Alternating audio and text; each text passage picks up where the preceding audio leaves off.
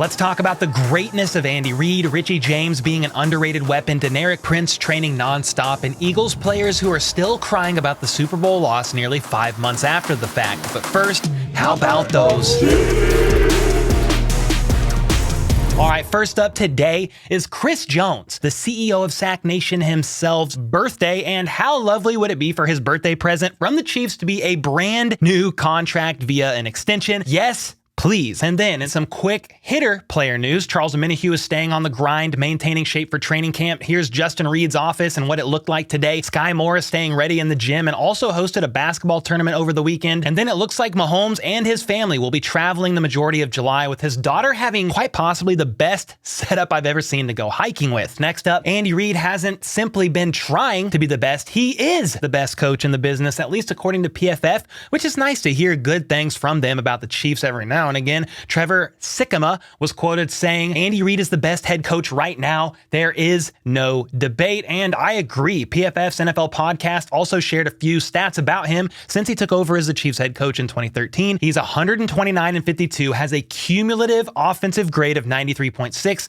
And since 2018, the Chiefs' .0241 EPA per pass leads the NFL. On top of that, he's also 47-13 against the AFC West. That's right, after losing his first 5 games against the Broncos, he's now won 15 in a row against those little losers, turning that into a lopsided 15-5 record against them, which is the same record he has against the Chargers, who he likes to whoop on after he gets bored of toying with the Raiders, whom he's beaten 17 times while losing only 3. And since Patrick Mahomes took over, the Chiefs have an absurd 27-4 record against the AFC West, with one of their losses from the Chargers being when the Chiefs actually already locked up the number 1 seed and rested their starters. And on top of that, Mahomes has a perfect 16-0 record on the road. Unbelievable. And to make things even more impressive, Andy Reid has a 78% win percentage against the AFC West, which is 7% higher than Bill Belichick's record against the AFC East, who he's been dominating for over 20 years. There's levels to this game. Obviously, Bill Belichick is going to go down as one of the greatest of all time with the run he had with Tom Brady and all that. But right now, Andy Reid is at the peak, the tip of the summit, and nobody is knocking him off or even coming close. And to keep the Andy Reid hype train going,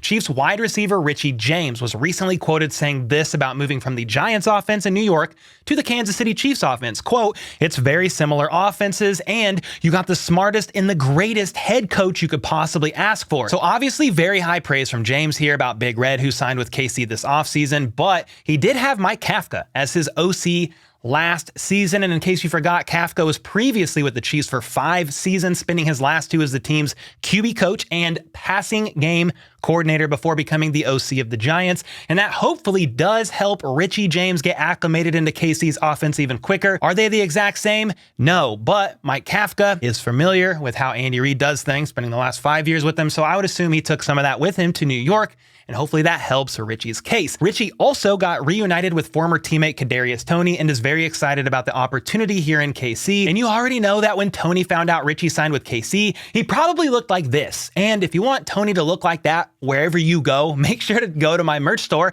merch.hbtchiefs.com, and snag a Toney shirt, hoodie, cup, or something along those lines. It's definitely the number 1 seller on the store, and basically everybody loves it. Anyway, back to Richie. He's ready to make the most of his opportunity in Kansas City, saying, wherever they put me at, I'm just here to contribute to whatever they want me to do. MVS said Richie is a guy who just puts his head down and works.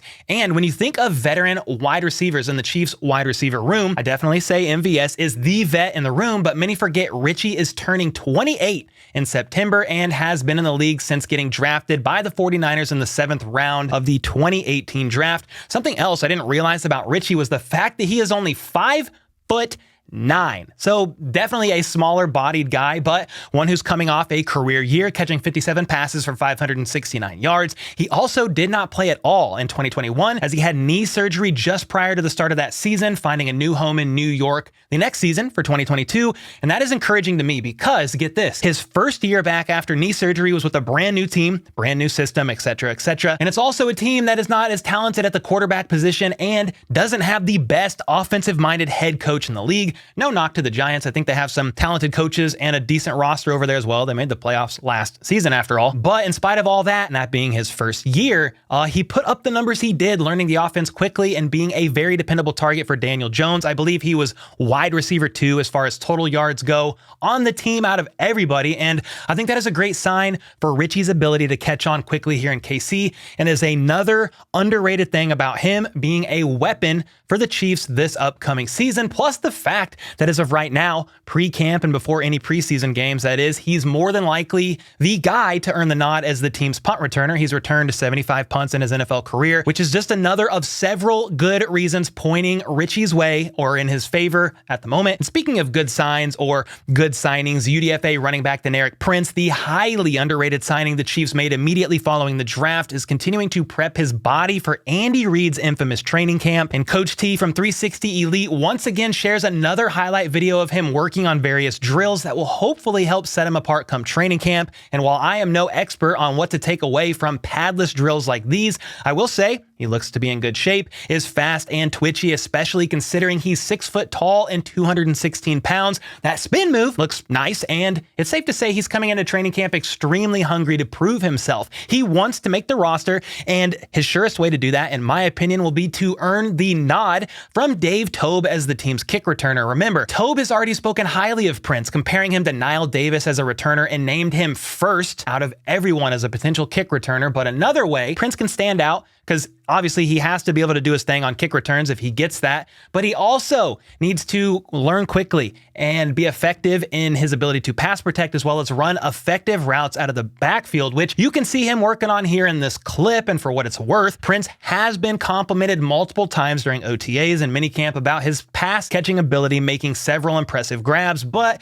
we really need to see how he does once the pads come on and players can actually begin to initiate contact. I'm certainly rooting for him nonetheless, and my question to you guys is, are you also rooting for him, for Prince to make the roster as RB4 if the Chiefs do indeed roll with 4, or do you have your eyes on somebody else? Let me know in the comments down below. And then just when we thought the complaints, excuses, real tears, etc. from Eagles fans and Eagles players were done and over with, considering the fact that the Super Bowl was nearly 5 months ago, no, that is not the case, because the next victim that is still trying to figure out how to cope with the loss by finding excuses instead of taking the L like a man is actually a player who is no longer even with the team. That's right, it all started with the report going around from the conspiracy theorist himself, Mike Fluoride Florio, that the NFL is privately blaming the slipping and sliding on the Super Bowl field on the players for wearing the wrong cleats. And if true, that's actually pretty freaking pathetic, meaning if they are actually blaming the players, absolutely despicable, disgraceful, any adjective that you could think of, it's the NFL's fault, bar none, not the players. All right, so I might actually side with Fluoride on this take if that is what they're saying. Anyway, so we all agree there, and that's why I was rocking with what former Eagles safety CJ Gardner-Johnson said about this report at first, because he started out by saying, man, pregame I went through 3 different cleats. Even the studs wasn't working. Sad face. Explain that, please. He then followed up saying, if that's the case, we should have played on Arizona's original grass. We was fine the week we traveled there and won, and fair enough, the Chiefs won in Arizona week 1, even though that grass took out Butker's ankle and placed Trent McDuffie on IR. But then CJ's tweets take a bit of a pathetic turn, because the last thing he said was, run that bull back on legit grass. The D-line would smash that O-line. I'm sorry. And what he's basically insinuating is, if we ran it back, the Eagles would have won that game.